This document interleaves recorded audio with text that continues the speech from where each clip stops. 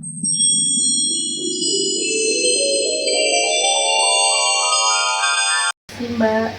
Oh iya, ini benar ya ruangan konseling? iya betul. Oh, iya. Oke, silakan masuk. Oke, Mari, Kak. silakan duduk. Bisa duduk ya? Iya. Baik, saya izin duduk sebelah Mbak ya. Oke, Mbak, gimana duduknya? Sudah merasa nyaman? Iya, sudah. Sudah. Alhamdulillah, sudah. Oke, baik. Mbaknya tadi kesini naik apa kalau boleh tahu? Saya tadi naik itu kendaraan apa ojol, Oh, ojol. Iya. Jalan kesini gimana Mbak? Macet ya? agak macet tapi nggak terlalu macet sih ya, ramai aja gitu. Tapi Ramai. alhamdulillah lancar. Oke, alhamdulillah ya Mbak. Oke, sebelum kita memasuki lebih jauh nih, alangkah baiknya kita perkenalan dulu kali ya. Boleh. Mbaknya boleh perkenalan diri terlebih dahulu? Iya, kenalkan nama saya Ayu Syifa, disebut pakai Syifa. Oke, baik. Ya. Agar kita lebih enak ngobrol ke depan ya Mbak. Mbaknya itu lebih enak tuh dipanggil siapa? Mbak, apa Kak Syifa, atau siapa? Selamanya aja Mbak boleh, Kak Syifa gitu. Oke, Mbak aja. Oh, ya? apa gitu? Oke, Mbak aja ya, baik. Ya, perkenalkan dulu juga ya, saya Oke. itu Nabila Syakira. Mbak bisa panggil saya Mbak Nabila. Di sini saya akan berperan sebagai konselor, yang dimana akan membantu Mbak untuk mengatasi permasalahan yang Mbak hadapi, menggali lebih dalam gitu. Oke, baik. Oke. Terus Mbak itu alamatnya di mana ya kalau boleh tahu? Tempat tinggalnya ya? Iya. Saya tinggalnya di itu Mbak, daerah Kebagusan. Oh, bagus. Iya. Dekat Ragunan ya? Iya, betul, deket banget di belakangnya. Oh, di belakang? Iya. Ya, oke, baik. Kalau boleh tahu gimana nih keadaan keluarga di rumah? Oh, baik. Baik ya, alhamdulillah. Baik. Oke, Mbaknya sudah makan? Iya, sudah tadi udah semua. Oke. Oke, saya mau tahu nih biasanya Mbak kalau saat ini itu sedang melakukan aktivitas apa sih, kegiatan apa? Saya Sibukan sebetulnya Mbak kan saat masih mahasiswa ya. Iya. Mbak. Jadi sibuk kuliah aja sih, paling sekali ya ke kampus sesuai jadwal pastinya. Iya. Itu aja sih paling, atau ikut organisasi di kampus. Oh, jadi seperti itu ya Mbak, kesibukan Mbak sebagai mahasiswa ya? Ya, iya. Oke, baik. Sebelumnya, apakah Mbak pernah melakukan apa namanya proses konseling seperti ini? Apakah ini baru yang pertama kali? Kalau yang dengan ahli kayaknya baru pertama kali, dan biasanya saya curhatnya sama teman bisa. Oh, sama teman. Oke. Kalau untuk apa ya, rekomendasi, Mbak dapat rekomendasi dari mana kalau misalkan Mbak itu baru pertama kali kesini? Kebetulan saya lagi tiba-tiba scroll sosial media, terus kayak kalian proposalnya bagus tuh kan. Oke. Iya. Jadi dari sosial media ya, Iya, Mbak? dari sosial media, Oke, Mbak. baik. Lalu apakah Mbak tahu apa itu proses konseling? Proses konseling itu ya, gambaran saya sih, kita nanti saya kan masih akan bercerita, nanti Mbak pertanyaan kita kurang lebih dia sih Mas, ya nggak sih Mbak? Oke, yang Mbak sudah bilang dan sampaikan itu benar ya. Dan di sini saya izin akan menjelaskan lebih dalam lagi agar Mbak bisa memahami lebih spesifik dan lebih memahami lebih jelas apa itu proses konseling yang akan kita lakukan ya Mbak. Ya, baik. Jadi konseling itu merupakan proses pemberian bantuan, di mana di sini saya sebagai konselor, seorang ahli, akan membantu Mbak sebagai konseling untuk mencari permasalahan dan juga menggali lebih dalam permasalahan yang Mbak sedang hadapi. Jadi tujuannya itu agar Mbak dapat mencari solusi atas permasalahan Mbak sendiri gitu, dan mengembangkan potensi yang Mbak miliki. Nah, selanjutnya itu ada fungsi. Jadi fungsi dari konseling itu yang pertama itu ada fungsi pengembangan, di mana di sini saya akan membantu Mbak untuk mengembangkan potensi-potensi yang Mbak miliki. Dan juga selanjutnya itu ada fungsi pengentasan, di mana di sini saya akan membantu Mbak untuk mengentaskan dan juga mencari solusi atas permasalahan yang Mbak hadapi. Dan yang terakhir itu ada fungsi pemahaman, di mana saya akan membantu Mbak gitu untuk memahami diri Mbak lebih dalam lagi. Oke, baik, sampai sini apakah sudah bisa dapat dipahami Mbak? Iya, kurang lebih berarti kurang lebih kayak kalau kata-kata tuh, tapi ya bisa lah kurang lebih Pak. Oke, baik. Selanjutnya itu saya akan menjelaskan tentang asas ya Mbak. Jadi asas dalam konseling itu yang pertama ada asas kerahasiaan, di mana segala bentuk informasi yang Mbak sampaikan itu tidak akan diketahui oleh orang lain kecuali saya. Ini rahasia. Iya, rahasia. Yang kedua itu ada asas kesukarelaan, di mana Mbak datang ke sini tanpa secara sukarela dan tanpa adanya paksaan dari siapapun ya. Ya, Oke. Yang ketiga itu ada asas keterbukaan, gitu, di mana saya berharap Mbak akan secara terbuka, jujur, tidak ditutup-tutupi tentang permasalahan yang Mbak hadapi. Oke. Dan yang terakhir itu ada asas kemandirian, di mana di sini saya akan membantu dan juga menggali informasi lebih dalam terkait dengan permasalahan yang Mbak hadapi. Apakah sudah dipahami? insya Allah sudah paham Mbak. Oke, baik. Selanjutnya itu kita akan masuk ke dalam kontrak konseling kita. Jadi kontrak konseling ini itu akan berdurasi selama 1 kali 45 menit. Jadi setiap pertemuan itu berdurasi 45 menit ke depan. Jika nanti waktunya kurang, kita akan melakukan Tambahan ya. iya, gitu, pertemuan tambahan di minggu depannya lagi yang akan datang gitu ya Mbak. Siap. Baik. Oke, jadi itu yang sudah itu yang bisa saya jelaskan sejauh ini. Apakah sudah dapat bisa dipahami? Ya, kurang lebih bisa dipahami. Oke, baik. Baik, untuk memulai proses konseling kita ke depan agar berjalan dengan lancar, alangkah baiknya kita berdoa dulu ya menurut keyakinan kita masing-masing. Oke, berdoa dimulai. Oke, baik. Jadi boleh silakan Mbak ceritakan semua permasalahan Mbak yang Mbak hadapi, apa saja yang Mbak ingin katakan, dan curahkan aja semua yang Mbak selama ini rasakan secara terbuka dan jujur tanpa ditutup-tutupi, karena di sini saya akan menjaga kerahasiaan segala bentuk informasi yang Mbak katakan ini hanya saya yang tahu, tidak ada orang lain yang mengetahuinya. Oke, baik, silakan Mbak, boleh ceritakan.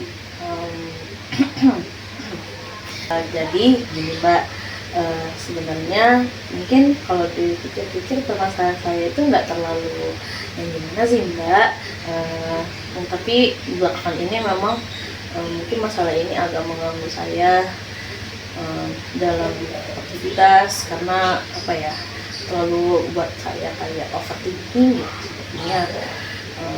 Jadi ya seperti yang Mbak lihat, saya kan agak beda ya sama kebanyakan orang, terutama teman-teman saya yang teman-teman perempuan, yang wanita yang populer, yang banyak disenangi sama banyak orang, yang gampang atau mudah berteman karena mereka mungkin lebih pintar, lebih cantik, lebih cekatan dan segala macam. Saya ngerasa kayak kan dari dulu saya kayak gini-gini aja gitu.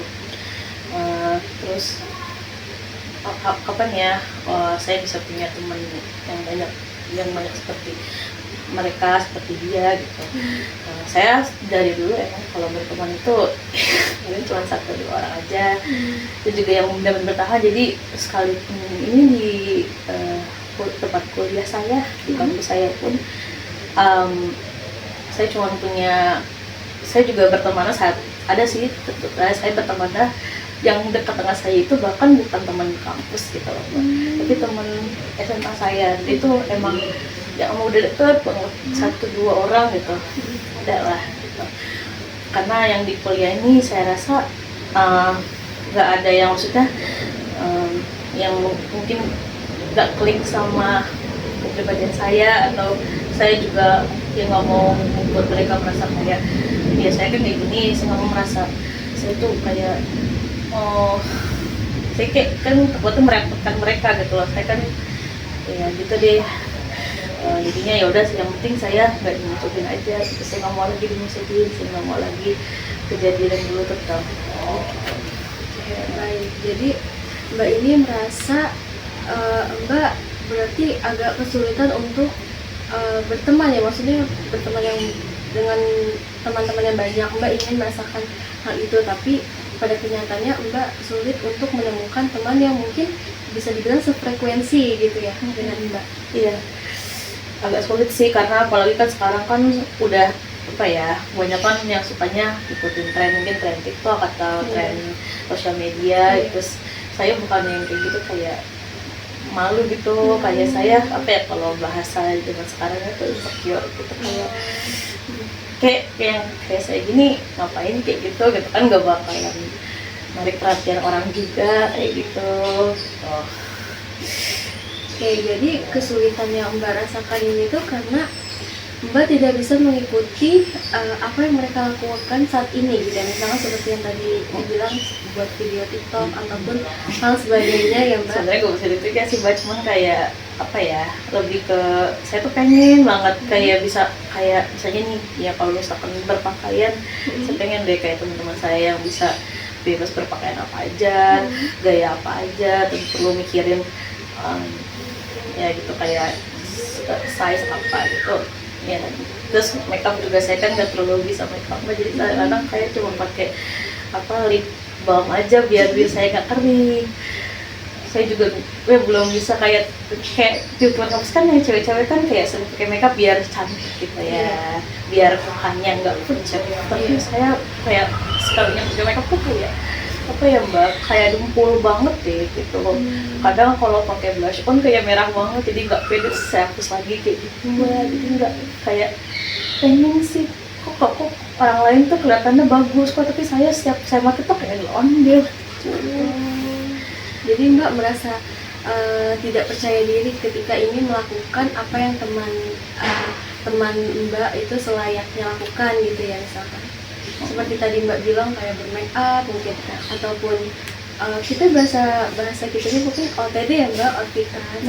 Iya OTD ya. OTD-an itu Mbak merasa tidak percaya diri.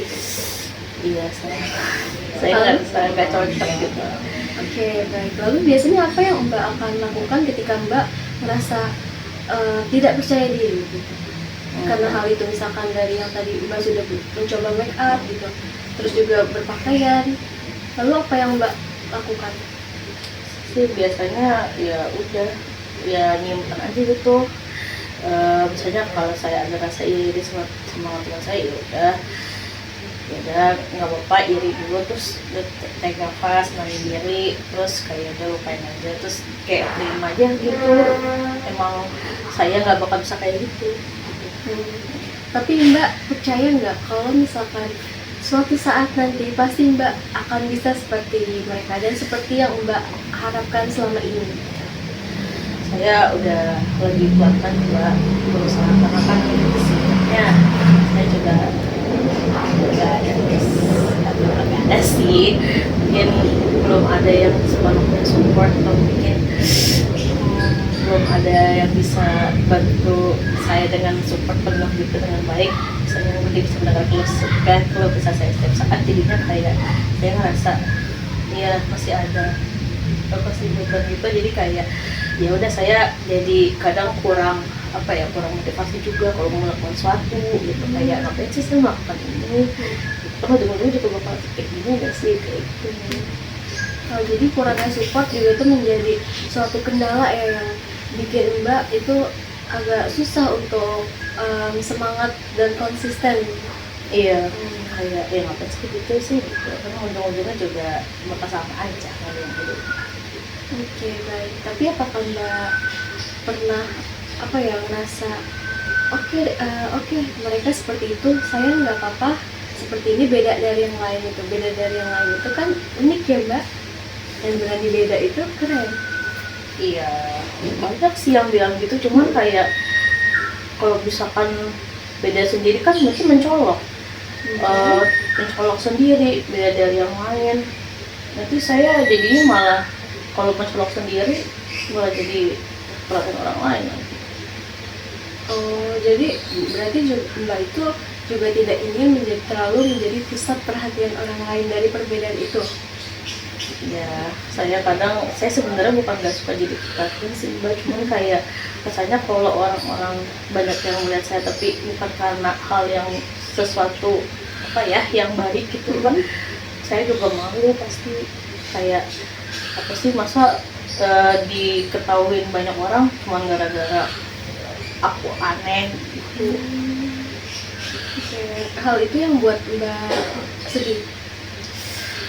Iya, agak lumayan kepikirannya sih Mbak. Kayak aku udah coba juga sih buat pelan-pelan ngikutin yang lain. Kayak aku biasanya ngelihat orang kayak gini nih, misalnya jalannya apa yang berpakaiannya atau berperilaku. Terus juga kalau untuk berpakaian aku coba juga, kan banyak sekarang kan lagi apa ya, ada dari TikTok, ada dari apa ya, aplikasi X gitu kan, atau Instagram yang banyak ngasih saran juga kalau misalkan yang seperti ini pakai gini. Cuman ya rasanya kayak saya juga sudah tanya sama teman saya, teman dekat saya, kata iya pede aja, cuman rasanya kayak oh enggak gitu. Tapi ada rasa pengen juga, tapi kayak malu gitu, kayak emangnya pantas saya kayak gitu sih Mbak. Mbaknya pantas loh seperti itu, Mbaknya kan cantik natural. Mbak ya bisa aja. Tapi dari yang tadi saya sudah simak ya dari cerita Mbak ini, kan tadi Mbak bilang Mbak itu merasa malu ya, gitu. Terus gimana cara menyikapinya Mbak dengan rasa malu tersebut? Tapi satu sisi Mbak juga ingin gitu seperti mereka. Ya belakangan ini teman dekat saya tuh kayak gak apa-apa gitu, bilangnya kok apa pelan-pelan aja gitu. Kita kan yang penting katanya ada apa ya, effort, ada usaha untuk berubah. Mungkin katanya sih nggak bakal langsung jadi cantik, nggak bakal langsung jadi kayak yang lain yang cekatan apa pinter. Cuma kan kita punya usaha, mungkin kita juga katanya nggak kayak yang lain, tapi ya pelan-pelan kita pasti bisa gitu nanti. Cuman ya aku pernah pikir juga, iya sih nanti pasti bakal ada saatnya bisa apa ya, ada saat bersinar gitu. Tapi kapan itu kapan? Oke, berarti Mbaknya sudah mulai yakin nih kalau Mbak itu akan bisa bersinar dan tadi seperti Mbak sudah bilang ya. Semoga ya. Amin, saya percaya itu. Ya, terus ada lagi yang mau disampaikan permasalahan Mbak? Kurang lebih ya sih Bu, mungkin ya kan seperti yang dari awal saya bilang, masalah saya mungkin yang nggak gimana-gimana, cuman saya memang apa ya, sedikit bener nggak ya, insecure ya kalau bahasa kerennya gitu dengan sekarang, kayak insecure sama teman-teman. Tapi saya juga nggak mau jadi yang seperti kebanyakan orang. Saya mau, maksudnya kalau emang saya harus beda, kalau saya mau gimana ya sesuai kenyamanan diri saya. Itu kata teman-teman saya juga sih, teman dekat saya yang nyaranin saya, ya nggak apa-apa, yang penting kamu nyaman gitu, jangan pengen pakai baju kayak orang tapi kamu sendiri nggak nyaman gitu katanya. Terus jadi ya udah deh, jadi saya sekarang ya prioritasnya paling, walaupun kadang ada iri sama teman-teman, tapi ya yang penting saya nyaman gitu. Walaupun sekali ada, tapi ya kadang pengen juga gitu apa ya, ngelakuin sesuatu yang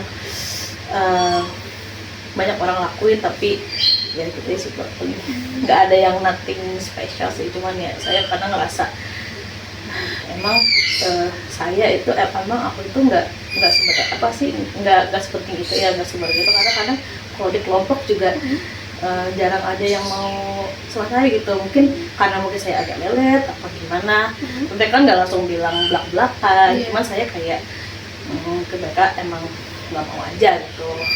Terus kalinya sekelompok ya udah profesional biasa aja gitu, nggak ada pendekatan yang gimana. Jadi ya udah, kan saya juga nggak bisa selamanya curhat sama teman-teman saya, kan teman-teman saya kan beda kampus, juga rumahnya jauh, dan itu teman-teman SMA juga nggak tahu permasalahan kampus gimana. Jadi kadang ya saya juga paling biasanya suka ngomongnya sendiri di kamar.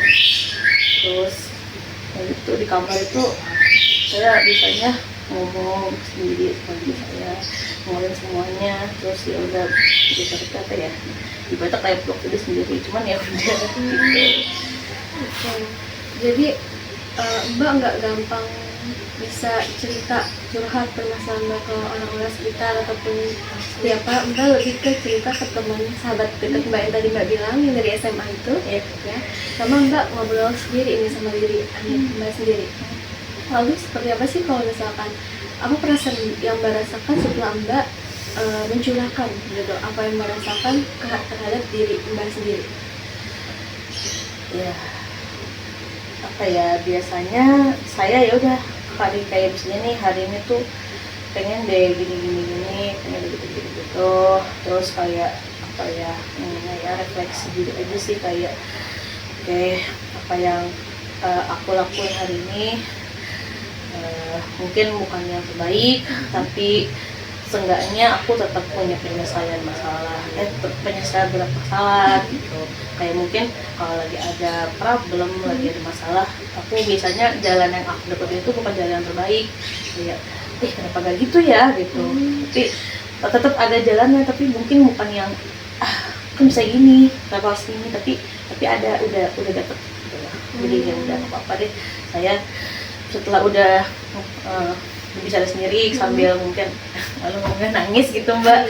Terus jadinya ya gitu deh, udah selesai. Terus kayak udah lega, terus kayak kan saya musuh ya Mbak, jadi kayak saya istighfar gitu. Jadi buat bantu saya menangin diri. Terus ya udah cuci muka, terus karena kalau masih ada kesempatan buat itu tidur sebentar gitu. Jadi kayak mau ngelupain permasalahan yang ada, dan berharap semoga nanti atau besoknya saya udah bisa ngelupain hal-hal yang itu kayak gitu deh, yang buat saya sedih ya, overthinking. Soalnya kalau saya cerita sama sembarang orang yang cuman kayak cerita sama teman saya yang gak saya deket, malah takutnya kalau orang itu kalau misalkan gak nyaman kan langsung pergi ya Mbak. Tapi kalau misalkan yang nyaman kan takutnya saya di sini sharing apa gimana, saya takutnya juga malah jadi apa ya, jebakan apa sih, bisa berbalik ke diri saya misalkan gimana gitu. Saya cuma nggak mau kayak dulu lagi, saya nggak mau punya musuh. Kalau yang penting saya nggak dimusuhin semua orang, nggak apa-apa deh kalau ya iri-iri dikit itu pasti. Jadi Mbak itu sudah setengahnya mungkin ya bisa mengatasi diri Mbak kalau ketika Mbak lagi sedih, Mbak sedang merasa overthinking dengan rasa insecure yang suka muncul. Jadi Mbak itu sudah tahu apa yang harus Mbak lakukan gitu ya untuk mengurangi rasa insecure itu. Pelan-pelan sih, saya udah coba lihat kan di sosial media, walaupun mereka nggak kenal saya, tapi saya kan juga banyak ngambil apa ya, yang baik-baik lah dari influence yang mereka kasih gitu. Dari sosial media banyak yang ngasih saran, ngasih masukan. Terus saya kadang kalau lagi ada waktu ngobrol sama teman dekat saya itu, terus kita kayak tukar pikiran, tukar cerita gitu. Kayak seenggaknya mereka mungkin nggak bisa langsung masuk masalah, tapi bisa menghibur, bisa bantu saya seenggaknya biar udah lupain aja masalahnya, ayo kita senang-senang kayak gitu. Yang membuat diri Mbak merasa lebih baik ya, dan lebih happy tentunya. Ya. Oke, baik. Jadi tadi yang Mbak sudah ceritakan itu mengenai permasalahan rasa insecure ya yang ada di dalam diri Mbak, terkait yang mungkin dari fisik, terus mungkin penampilan, terus juga dalam hal lingkungan sosial juga gitu. Dan tadi Mbak juga sudah menjelaskan Mbak sudah bisa menghandle dan juga mengatur harus bersikap seperti apa ketika Mbak merasa rasa-rasa insecure, overthinking atau rasa-rasa down itu muncul ya Mbak. Iya, mungkin ya. Iya sih, yang penting sekarang saya pelan-pelan aja ngobrol saya yang baik. Semoga nanti ke depannya saya bisa seperti yang lain, tapi dengan cara saya sendiri. Beda itu unik ya Mbak. Amin. Dan saya yakin juga bahwa Mbak pasti akan bersinar gitu di waktu yang tepat. Iya, Iya Mbak. Oke, jadi apakah ada yang ingin Mbak sampaikan lagi tentang terkait dengan permasalahan Mbak? sih Mbak, saya senang hari ini seenggaknya ada orang lain selain masyarakat saya yang membutuhkan permasalahan saya bisa cukup puas dengan sesi konseling kita pada hari ini. Terima kasih. Oke, baik ya. Ya, jadi kalau misalkan dari awal tadi ya dan sampai saat ini gitu Mbak sudah menceritakan semua permasalahan yang Mbak hadapi. Kalau boleh saya tahu ini perasaan Mbak ini sekarang saat ini gimana setelah melakukan proses konseling saat ini? Ya seperti yang sudah disebut sebelumnya, saya alhamdulillah merasa lumayan lega karena seenggaknya saya bisa mengeluarkan yang selama ini saya cukup pendam juga. Sebenarnya sering saya pendam terus saya lupakan lagi, tapi hari ini kayaknya lagi ada lagi, terus makanya kalau teman-teman saya juga lagi sibuk ya Mbak, saya nggak mau kalau nggak mungkin untuk teman saya terus, jadi saya kebetulan untuk ikut konseling pada hari ini sama Mbak. Dan terima kasih Mbak karena melalui konseling ini saya bisa menyalurkan unek-unek saya terkait masalah yang saya hadapi saat ini. Jadi saya cukup puas dan senang. Terima kasih. Oke Mbak, terima kasih kembali. Jadi yang mungkin sebelumnya tadi Mbak bilang cuma cerita ke teman ataupun cerita sendiri, sekarang sudah merasa lebih baik ya, ada yang mendengarkan gitu. Iya, saya emang butuh dengar aja sih Mbak. Oke, baik. Kalau misalkan dari skala rate 1 sampai 10, kira-kira sekarang ini perasaan Mbak itu sudah di tahap angka keberapa ya Mbak setelah melakukan proses konseling ini? Apa ya? 8,5 kali ya. Oke, baik. Terima kasih ya Mbak. Baik, cukup sekian sesi konseling kita pada pagi hari ini. Saya berharap Mbak bisa lebih bersinar seperti Mbak tadi bilang, kita kedepannya lebih percaya diri, gitu ya, terhadap diri sendiri. Terus juga saya cukup kagum ya sama Mbak karena Mbak ternyata sudah bisa melewati masa-masa sulit itu sampai Mbak sudah bisa berdamai dengan diri Mbak sendiri, dan juga Mbak tahu gitu ketika Mbak sedang ngedown, rasa insecure itu muncul, rasa iri itu muncul, rasa overthinking itu muncul, apa yang harus Mbak lakukan itu Mbak sudah bisa menempatkan itu. Tapi mungkin namanya kita manusia ya Mbak, pasti kan ada rasa down-nya, pasti sepintar-pintarnya kita gitu ya untuk menghandle diri kita, untuk menghindari ataupun mencari kesembuhan ya Mbak, mungkin ya dari rasa sedih kita gitu. Pasti kita kan juga butuh didengarkan ya Mbak. Iya, iya. Jadi seperti itu. Baik, sesi konseling ini sudah sampai di akhir.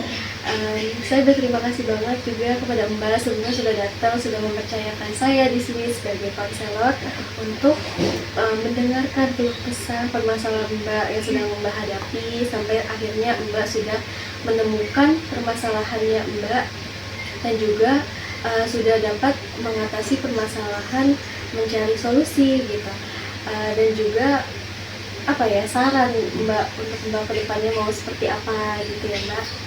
Oke, baik. Kalau misalkan masih ada yang ingin Mbak curahkan gitu ataupun Mbak ceritakan, itu Mbak bisa kita bisa melakukannya di pertemuan selanjutnya ya Mbak. Saya mau ketemu Mbak lagi deh. Oke, baik ya, jadi cukup segitu aja Mbak. Terima kasih ya sudah mempercayakan saya gitu, dan juga saya berharap Mbak selalu semangat menjalani hari ini, sehat selalu.